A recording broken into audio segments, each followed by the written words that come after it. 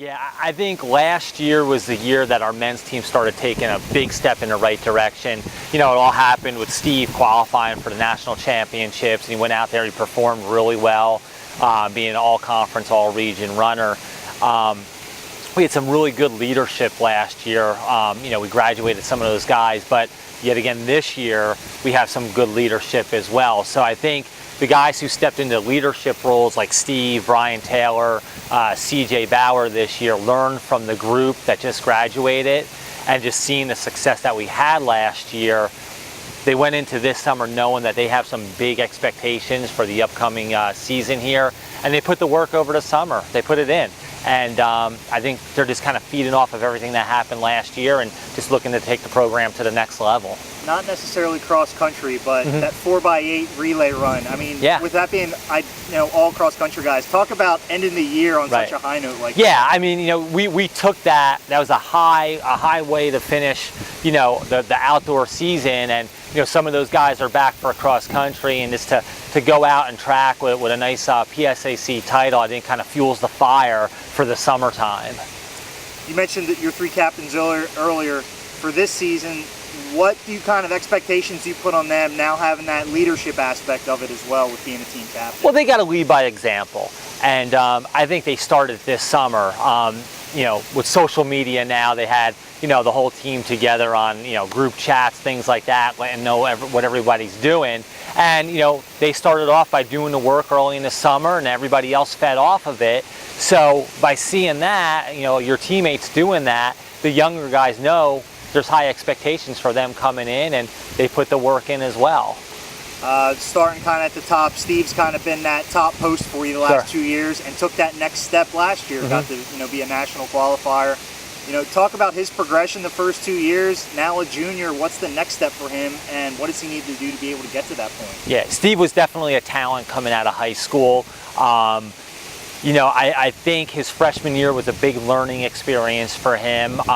You know, he always wants to put, you know, 110% in, but there are times you have to back off. And I think his freshman year, he learned that, okay, maybe I pushed the envelope too much, and I kind of have to hold back here and there and kind of listen to coach a little bit more. And he did that last year. And, you know, both track and cross country, he definitely took, you know, big steps forward.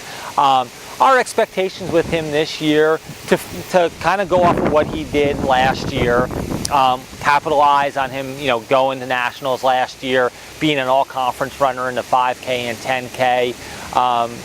You know, I think he stays healthy, everything goes right. You know, he's a guy that has a legit shot of being one of the top 3 guys at the conference and regional level, and, you know, going after all-American honors this year.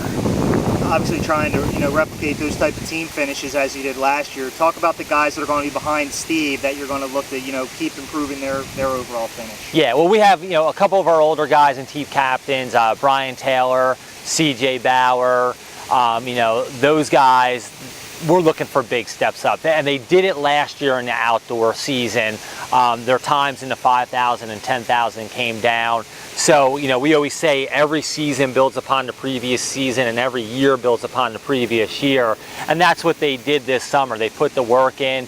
And, you know, for example, we had a workout this morning, and you can tell, you know, they're just that much stronger, another year older.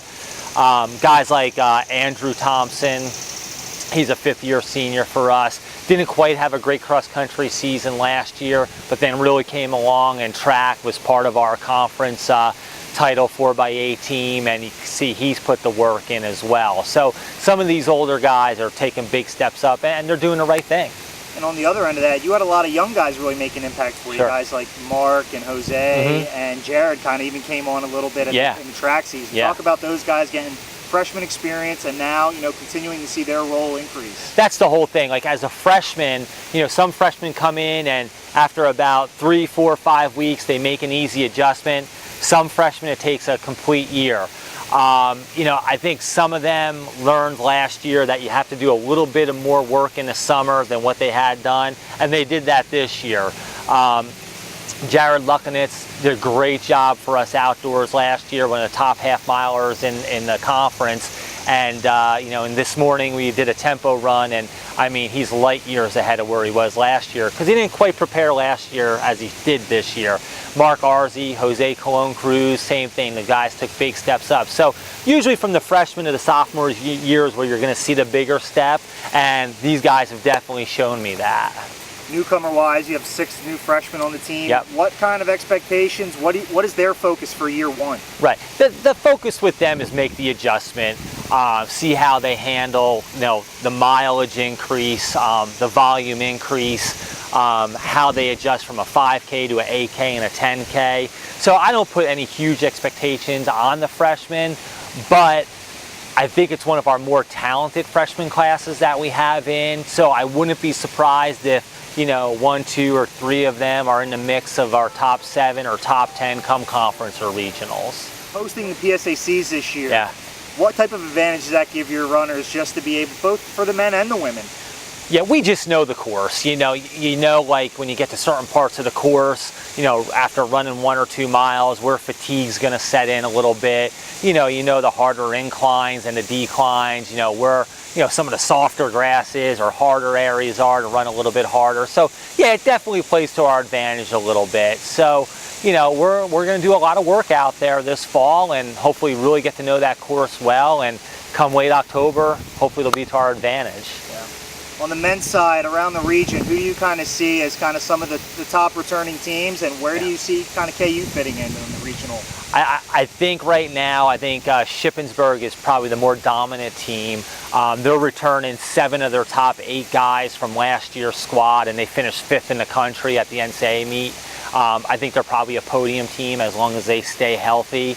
Outside of them, a lot of teams did lose some individuals, but I think Lock Haven will still be a traditionally strong team as well.